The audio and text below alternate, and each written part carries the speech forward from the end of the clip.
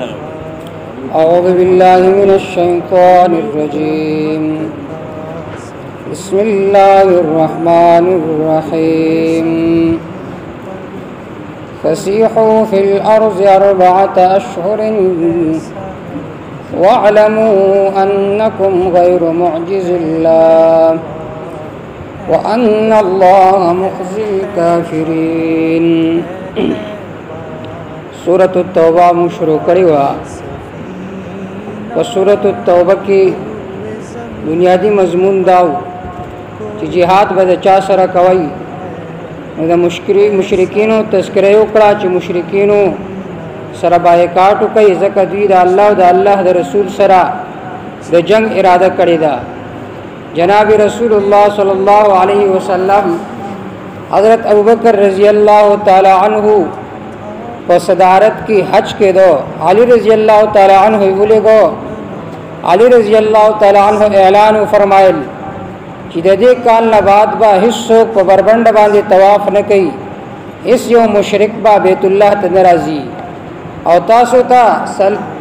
10 ورځې او 4 میاشتې مهلت ته، که ایمان راوړو خدا، که ایمان را نه وړو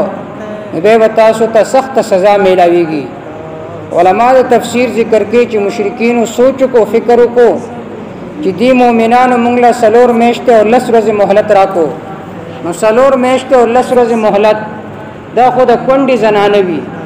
نو گویا چې جناب رسول الله صلی الله علیه وسلم دوی ته دا وفرمایل چې تاسو مثالم په شان د کونډو زنانو دی، لکه څرنګه چې د کونډو زنانو خاون نوي، نو دارنګي د مشرکینو الہ نبی معلوم، کله یو شي ته چغو باسل، کله بل شي ته چغو باسل، یو معبود حقیقی پر خودلې او هر هغه شی چې کرشمو ویني داغه عبادت کوي۔ په دې آیتونو کې الله تعالی دی واقع طرف ته اشاره کوي، فسیحوا فی الارض 4 اشهر،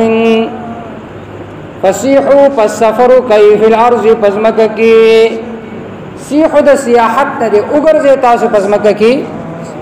4 اشهر 4 میاشتې، وعلموا پوښي 4 میاشتې پزمکه کې وګرځي د الله تعالی قدرتونو وګورئ، د سينو چرتستاسو په ذهن کې سمجھ راشي او د الله وحدانیت ومنئ، وعلموا یقینو کوي انکم غیر معجز الله، چې نه تاسو کمزوري کون کې الله لرام، کستاسو خیل چرته داوي چې مونږ او تختو د الله تعالی نام، نو تاسو د الله نه چری نشئ تختې دي، که په دې دنیا کې تاسو او تختې دی نو یو ورځ راتلون کې دا چې الته تاسو خامخا نیولې کېږئ،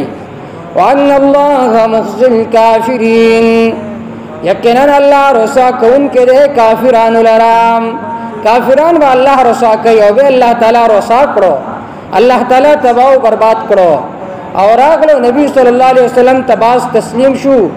اور چاچی اونہ منل نو اللہ تعالی په میدان د بدر کی ذلیل کړو، اللہ تعالی مرداران کړو۔ واذان من الله ورسوله الى الناس يوم الحج الاکبر، اعلان دے له طرفا د الله نه او رسوله له طرفا د رسول الله نام، الى الناس خلق طرف تا يوم الحج الاکبر، پروزی د حج لوی کی، یعنی د عرفات پروز باندې د جناب رسول الله صلی الله علیه وسلم قاصد حضرت علی المرتضی رضی اللہ تعالی عنہ اعلان فرمایل چې د نن بعد اس یو کافر د بار جایز ندی چې بیت الله تراشی، مسجد حرام تراشی، ان الله بریء من المشرکین ورسوله، اعلان دار چې یقینا الله بیزار دی د مشرکانو نام، ورسول رسول الله هم بیزار دی د مشرکانو نام۔ ګور دلته حج ته حج اکبر وي، په پښتنو کې دا مشهور ده، او د عرفی ورځ چې کله د جمعې پر ورځ باندې راشي وي دا حج اکبر دی، نه دا خبره غلطه ده، بلکې عرب چې حج اکبر ته حج اکبر ویل شي هغه حج ته چې هغه د عمرې په مقابله کې، یعنی څوک چې عمره کوي نو هغه ته عرب حج اصغر وي، هغه ته عربیان حاجی وي، او څوک چې حج کوي نو هغه ته عربیان حج اکبر وي، دا خبره غلطه ده چې د عرفه ورځ د جمعې پر ورځ باندې راشي دي ته حج اکبر وي، دا نه، بلکې هر حج حج اکبر دی، او دې ته حج اکبر ځکه وایي چې دا د عمرې په مقابله کې دی. عمره حج اصغر دی او کم چې په کال کې یو ځل راځي هغې ته حج اکبر وایي. ان الله بریء من المشرکین ورسوله، یقینا الله بیزار دی د مشرکانو نه او رسول د الله هم بیزار دی د مشرکانو نه. فإن تبتم پس که چرته تاسو رجوع کړه توبه وباسله شرک و کفر پرېښودو فهو خیر لکم پس دا بهتر وي ستاسو دپاره. وإن تولیتم که چرته تاسو مخ واړولو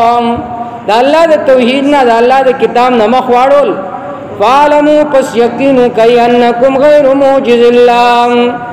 یقینا تاسو کمزوری کوونکي الله لره کمزوری کوونکي نه اور الله تعالی نه نشئ تښتېدی. وبشر الذین کفروا بعذاب علیم، زیر ورکا کسانو ته چې کفر کړل په عذاب دردناک سره. نو زیر خو هر هغه شي په باره کې وي چې هغه ښه شي اور عذاب خو ښه شی نه دی. د هغې په باره کې لفظ د بشارت ذکر کو دا په طور د مذاق و چې تاسو د دې لایق ہے چې تاسو ته سخت عذاب میلاو شي. نو په دې دو آیتونو کې دې طرف ته اشاره وه چې بایکاټ دا به کفارو سره کوي لکه جناب رسول الله صلی الله علیه وسلم کفارو سره بایکاټ وکړو. فسیحوا فی الارض اربعة اشهر واعلموا انکم غیر معجز الله. پسو گرزے تاسو فی الارض پس مکہ کی اربعة اشهر. اسمع الاکوان اقرأ کلام اللہ داوی نفوسنا لنحس في أعماقنا الإيمان. كم من فؤاد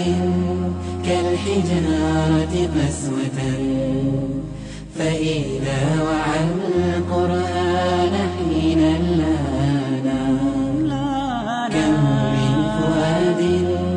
كالحجارة